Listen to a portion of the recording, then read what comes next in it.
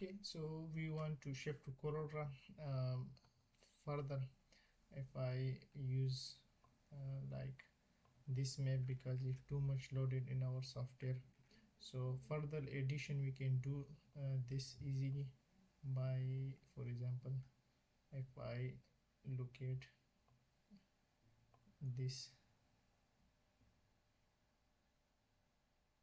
okay, just go to this and go to this,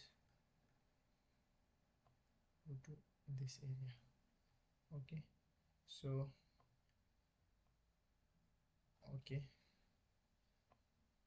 okay, so firstly when we go to my, if I go to Blake, this will be good, and this one, okay, just okay, just I control D, I want to this thing,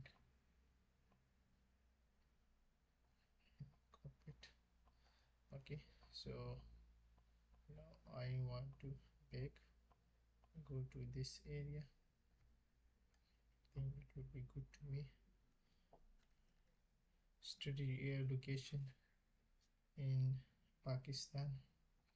Okay, so we want to also go to our like, for example, if you go to my common shape, okay, this one, this thing which is very heavy in our ArcGIS Pro, but we can do easily in our uh, Google Colorado software. We will be later on do some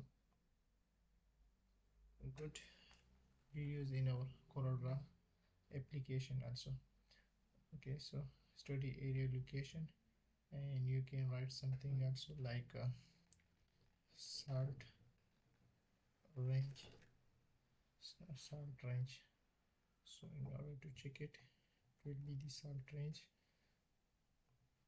Go to your Times Roman, go to your 16, this one, go to this, white in color, just like this.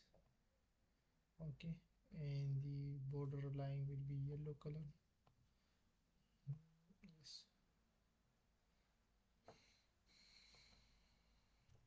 this one will be okay, and I think like this. So this is for the tutorial basis.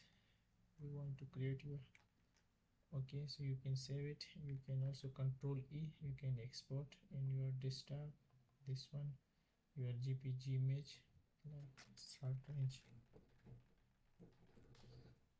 So you can do this kind of stuff, and finally we create a map, which can you see it.